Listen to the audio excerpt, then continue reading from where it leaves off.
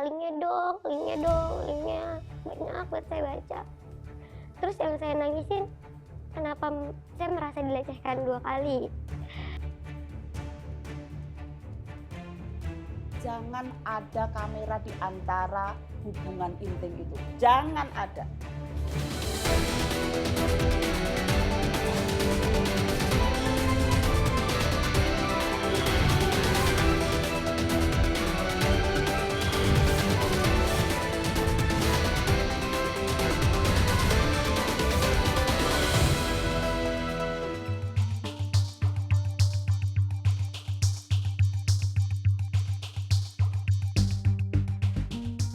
Mahasiswi asal Pandeglang, Banten menjadi korban kekerasan seksual yang kemudian viral di media sosial. Pelakunya adalah seorang mahasiswa bernama Alwi yang pernah menjalin hubungan asmara dengan korban.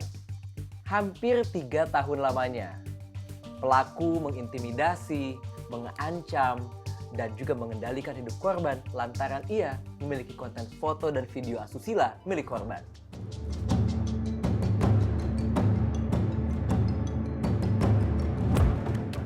Saya diperkosa tuh yang ada videonya 2 kali. Yang pertama saya sadar, yang keduanya saya nggak sadar. Dan yang saya sadar ini saya digebukin. Saya di kepala saya tuh di tembok dibenturin. Terus saya dorong, saya ditonjok, saya dipukul, saya diseret-seret. Saya nangis-nangis. Itu di video itu? Iya, dan videonya semua nggak pakai baju. Kita bersepakat menyebut pemerkosaan karena sejak awal ini bukan pacaran, suka sama suka tapi tidak. Jadi diperkosa dulu, lalu dipaksa untuk pacaran. Itu terjadi, saya digebukin, saya ditarik-tarik, terus kayak pas di hariannya tuh dia, nih gue kirim ya kalau lu nggak mau. Jadi HP-nya ditunjukin ke saya. Dia bilang kayak, nih gue kirim nih ke kakak lu, ke temen lu. Tiba-tiba ada yang mengirimkan video melalui akun Instagram tidak jelas lah ya. Nama akunnya juga tidak teridentifikasi. Dia mengirimkan video. Video ini dikirimkan dengan fitur one click gitu ya. Jadi kalau diklik, ditonton, hilang gitu. Kebetulan dia lagi buka lewat laptop, jadi wah kok ada adik kami, buru-buru di-save gitu kan. Untuk apa? Untuk mengidentifikasi ini kira-kira siapa gitu. Publik menyebut kasus ini dengan istilah revenge porn, salah satu jenis kejahatan seksual berbasis elektronik yang kini marak terjadi di era digital. Komisi Nasional Anti Kekerasan Terhadap Perempuan kini menggunakan istilah non-konsensual intimate image, yang artinya penyebaran konten pornografi tanpa persetujuan orang yang ada dalam konten tersebut dengan motivasi tertentu. Balas dendam seksual ini kan masuk kategori kekerasan seksual berbasis cyber, yang mana itu sudah diatur di dalam Undang-Undang TPKS ya, nomor 12 tahun 2022 pasal 14. Tetapi juga di beberapa aparat penegak hukum ya, akhir-akhir ini di dalam menanganinya dia juga menggunakan Undang-Undang ITE ya, Undang-Undang ITE nomor 19 tahun 2016, yaitu di pasal 27 ayat 1. Nah, di pasal-pasal tersebut menunjukkan bahwa aktivitas yang terkait dengan balas dendam seksual itu disebutkan di situ. Entah tujuannya adalah pemerasan, ya, balas dendam, ataupun hal-hal lain ya yang membuat si korban ini menjadi rentan dan tidak berdaya begitu. Kita pacarannya waktu SMA kelas 3 akhir. Sebetulnya pada saat 3 hari pacaran itu keinginan saya. Setelah itu putus, itu baru banyak ancaman dan dorongan dari pihak lain. Pihak lain itu siapa yang mendorong? Salah satu terdakwanya terutama sama oknum guru di sekolah saya. Jadi oknum guru itu nyuruh kalian pacaran? Kurang lebih seperti itu, karena kalau saya putusin, si terdakwa itu nggak sekolah. Terus kalau saya putusin, dia ngamuk, mukulin teman-teman saya di kelas. Seluruh keluarga hampir seluruhnya itu kaget sebetulnya, karena hanya tahu pelaku ini adalah teman adik kami. Gitu. Baru belakangan setelah kasus mencuat, kita tahu bahwa mereka ternyata berpacaran seperti itu. Pelaku itu sosok seperti apa di sekolah ataupun juga di kampus? Di sekolah memang pelaku terkenal sebagai seorang yang dalam tanda kutip dia tengil. Dia merasa dia memiliki power, dan dia juga sering sekali sudah tercap di kalangan teman-teman SMA sebagai orang yang menakutkan. Selalu posesif ya, kayak saya nggak boleh punya teman, saya nggak boleh bermain dengan teman perempuan, saya nggak boleh upload muka saya di sosial media, saya nggak boleh kuliah offline, saya nggak boleh melakukan kegiatan seperti manusia normal pada umumnya. Dan apa yang dilakukan oleh pelaku betul-betul menghancurkan hidup korban. Saya Mufidah, saya psikolog klinis dewasa yang memeriksa kondisi psikologis klien yang mengalami revenge porn di Pandeglang. Setelah beberapa pemeriksaan dilakukan, ada post traumatic stress disorder atau gangguan stres pasca trauma dan juga gangguan kecemasan menyeluruh. Kejadian pasca traumanya tuh kejadian traumatisnya masih sangat membekas sampai bawa mimpi, sampai membuat ada respon fisik juga ya, deg-degan, sesak, lalu juga sampai mempengaruhi pola pikirnya, pandangan tentang dirinya menjadi sangat negatif sekali, tentang dunianya juga semua tuh mengancam dirinya. Saya nggak mau keluar pernah, jadi mengganggu aktivitas saya nggak mau ketemu orang. Saya pernah nggak mau kuliah karena pada saat itu saya masih maba, terus dikirim ke teman-teman saya kan saya baru kenal karena saya maba kan. Nah itu dikirim ke teman-teman saya, di situ saya sampai nggak mau ketemu sama teman-teman saya. Awal-awal saya nggak mau kuliah karena saya malu, saya takut, saya malu. Dampak yang paling kerasa tuh jadinya aku selalu ingin berkeinginan bunuh diri. Kadang ada omongan kayak dinikahin aja gitu, itu suka bikin saya sedih. Karena kok ada pikiran keluarga pelaku ingin menikahkan saya.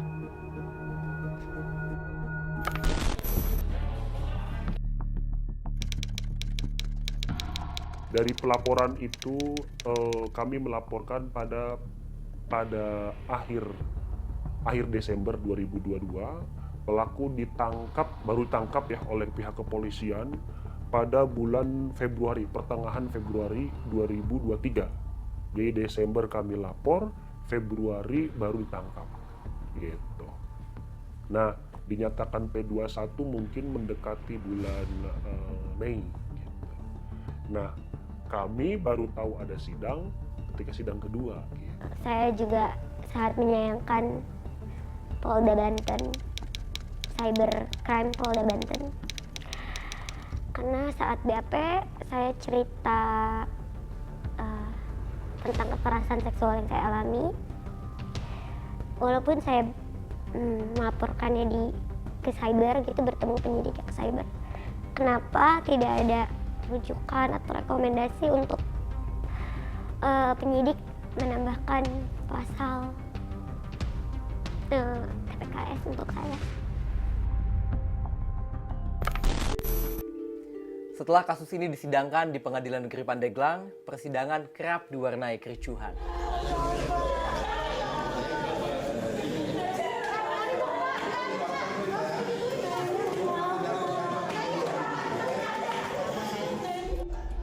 Menjatuhkan pidana kepada terdakwa oleh karena itu dengan pidana penjara selama 6 tahun dan denda jumlah 1 miliar rupiah, menjatuhkan pidana tambahan kepada terdakwa berupa pencabutan hak untuk mempergunakan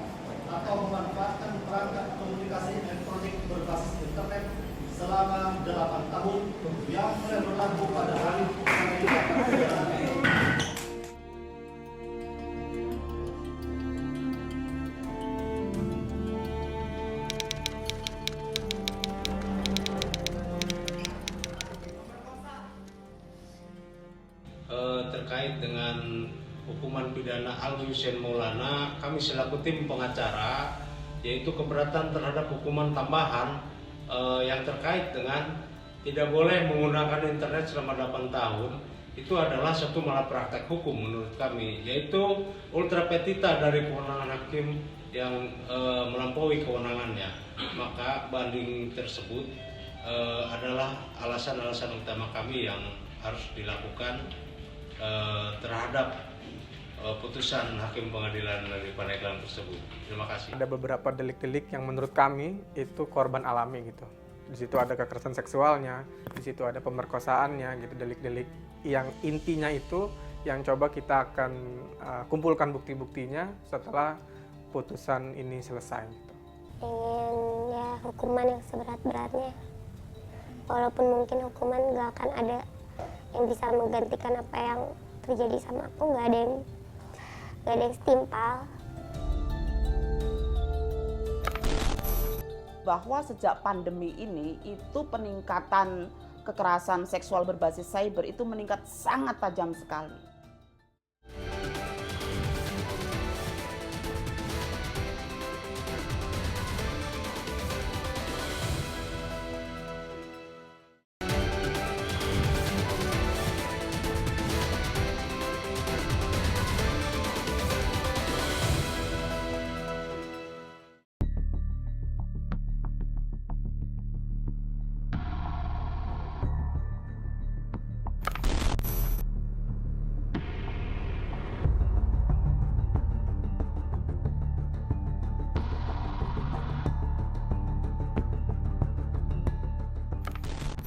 Dalam rentang waktu yang tak jauh berbeda, kasus revenge porn juga terjadi di Kota Pekanbaru, Riau.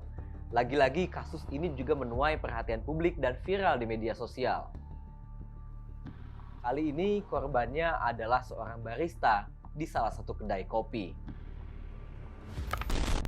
Sama seperti kasus di Pandeglang, motif pelaku adalah dendam dan sakit hati dengan pola menyebarluaskan konten asusila milik korban. Bedanya, dalam kasus ini, korban belum sepenuhnya mendapat keadilan.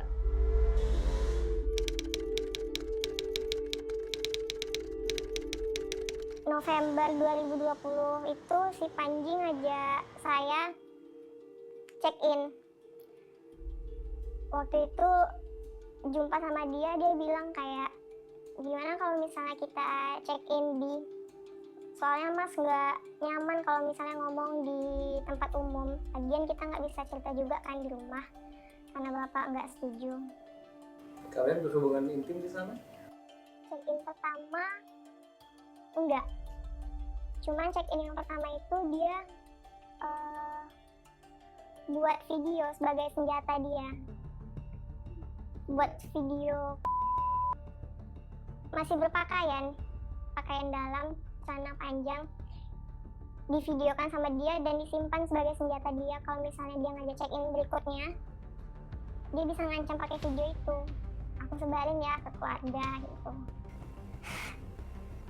Saya nggak percaya kalau ini bakal terjadi sama anak saya.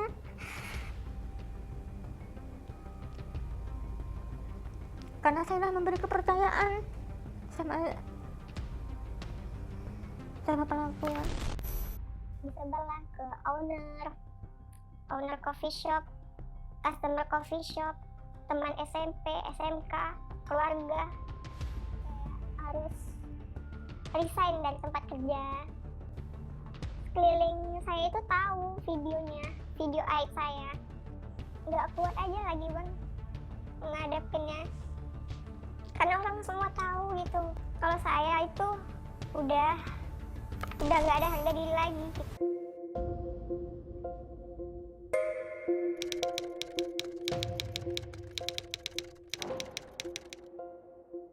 Setelah mendengar cerita versi korban maupun pelaku, saya sempat berpikir bahwa itu adalah konsekuensi dari pola hubungan asmara yang mereka buat sendiri. Mendengar cerita seperti ini, publik juga kerap menghakimi. Ah, itu sih salah sendiri. Ah, itu sih suka sama suka. Akan tetapi yang perlu diketahui, penyebar luasan konten pornografi tanpa persetujuan adalah sebuah tindakan melawan hukum. secara hukum terlepas ada hubungan suka sama suka antara mereka waktu pacaran, ini sebenarnya sudah masuk ke ranah Undang-Undang ITE gitu. Dan juga Undang-Undang TPKS. Kenapa? Karena si pelaku telah menyebarkan konten-konten yang dia buat ataupun dia terima dari korban ke orang lain. Artinya unsur-unsur dari pasal 27 ayat 1 Undang-Undang ITE ataupun pasal 14 ayat 1 huruf B Undang-Undang TPKS yang dengan setiap orang dengan sengaja mentransmisikan atau menyebarluaskan dokumen elektronik yang mengandung kekerasan mengandung pelanggar kesusilaan, nah itu sudah terpenuhi.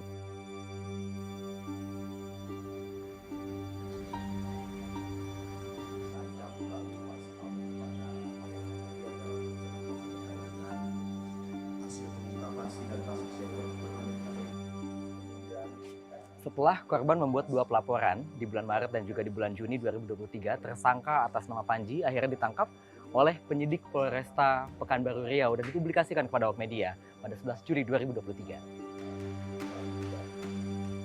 Saya menyebarkan video dengan benar dan melakukan kertas kesalahan benar atas tuduhan, tapi dengan melampiaskan dengan segala rasa sakit hati.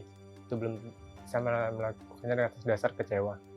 Yang pertama sih karena saya udah diselingkuhin, yang kedua lalu kita udah ada planning nikah, lalu kita taunya sama orang lain gitu.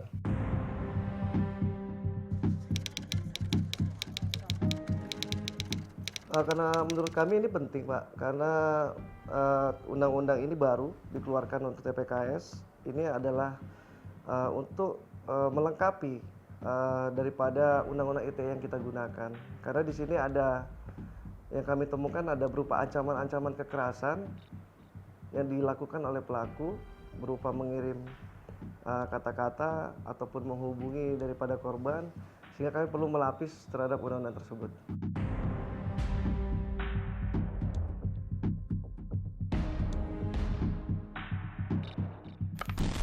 Kasus kejahatan seksual di ranah cyber seperti revenge porn yang dialami korban di Pekanbaru ataupun juga di Pandeglang ternyata jumlahnya tak sedikit.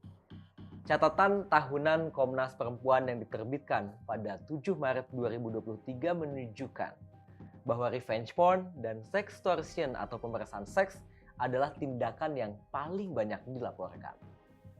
Bahwa sejak pandemi ini itu peningkatan kekerasan seksual berbasis cyber itu meningkat sangat tajam sekali. Misalnya di tahun 2020 kita hanya ada sekitar 940 kasus. Pada tahun 2021 itu sudah meningkat menjadi 1.721. Jadi terjadi peningkatan sekitar 83% ya dari kasus yang ada itu. Nah, di tahun 2022 Catahu yang terakhir hanya aspek balas dendam seksual saja itu jumlahnya banyak sekali ya, ada sekitar 549 ya. Jadi sekitar 550-an kasus ya yang itu dilakukan oleh mantan pacar dan juga ada yang dilakukan oleh mantan suami ya.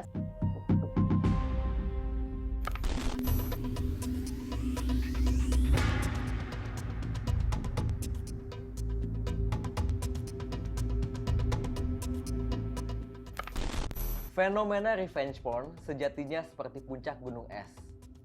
Banyak dari korban yang tak berani buka suara apalagi memprosesnya secara hukum. Kami menuju ke Bandung, Jawa Barat untuk mendengar kisah seorang vokalis band rock yang pernah menjadi korban, namun tak pernah mendapat keadilan. Untuk keadilan belum ya, tapi untuk keberanian sebenarnya saya tidak berani untuk mengutarakan hal ini. Tapi karena pada saat itu ada sebuah kejadian yang membuat keluarga saya tahu, sehingga keluarga mendorong saya untuk menceritakan hal ini ke pihak yang berwajib, akhirnya saya memberanikan diri untuk melapor. Namun saat itu pas saya lapor tidak diproses.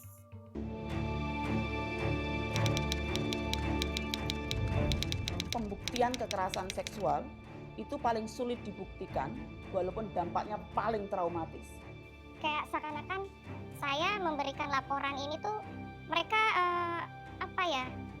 menganggap ini tuh lelucon, padahal ini tuh sesuatu hal yang serius yang membuat hidup saya juga sendiri nggak tenang. Di Undang-Undang TPKS itu sudah ada terobosan yang sangat bagus, yaitu apa? Ketika seseorang mengalami kekerasan seksual, maka dia bisa melaporkan dengan 2 alat bukti, yaitu laporannya dia sendiri ataupun laporan saksi, dan yang kedua adalah catatan psikolog yang menyatakan bahwa si korban ini trauma dari kasus keburukan yang dialami terkait dengan seksualitas itu gitu. Sehingga 2 ini tanpa ada visum, tanpa ada apa, itu sudah bisa digunakan.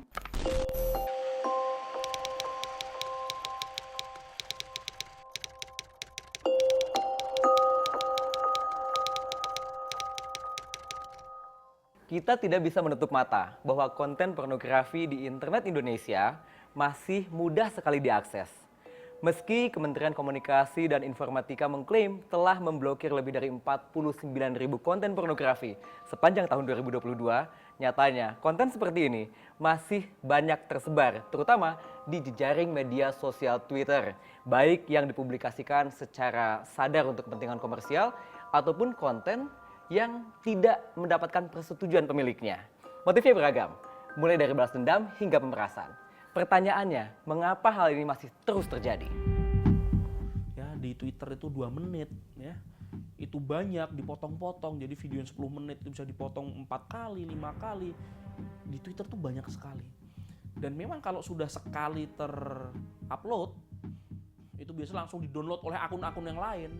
Dan mereka yang mendownload ini kalau mereka punya akun Twitter yang gede, mereka biasanya juga konten-konten revenge porn ini, yang lokal-lokal ini, orang-orang Indonesia ini, mereka juga perjualbelikan di akun Telegram mereka. Yang mau masuk ya bayar 50.000, 100.000. Telegram ini kan bisa puluhan ribu, ratusan ribu. Gede banget gitu. Bayangin aja kalau ada satu channel Telegram 10.000, lalu masuknya 100.000, itu udah berapa puluh juta. Saat konten ini sudah menyebar, motifnya itu motif ekonomi lebih dominan.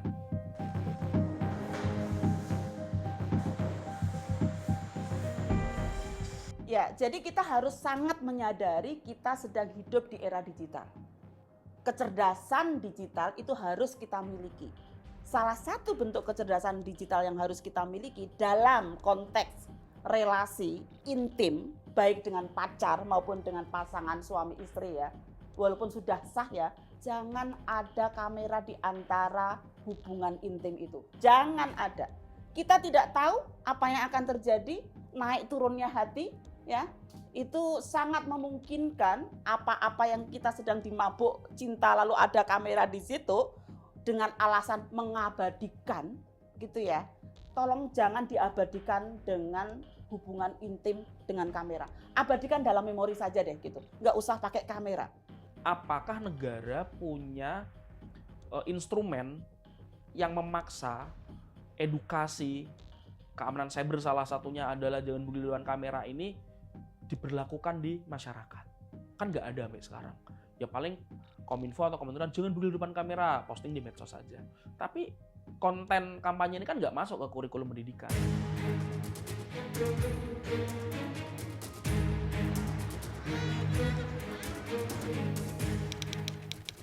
Dan terkadang kalau kita jatuh cinta kan kita hanya berdua dunia rasanya ya. Padahal sangat penting untuk melihat bagaimana pola orang ini, pasangan kita tuh menjalin hubungan dengan orang-orang lain. Tadi hubungan yang satu arah, jadi lebih banyak memerintah, lebih banyak mendominasi, gitu, sulit sekali untuk melihat posisi orang lain. Empatinya biasanya sangat minim. Jadi dari situ kan kita bisa melihat ya, kalau ke orang-orang sekitar empatinya sulit, jadi biasanya ke pasangan juga akan cukup sulit.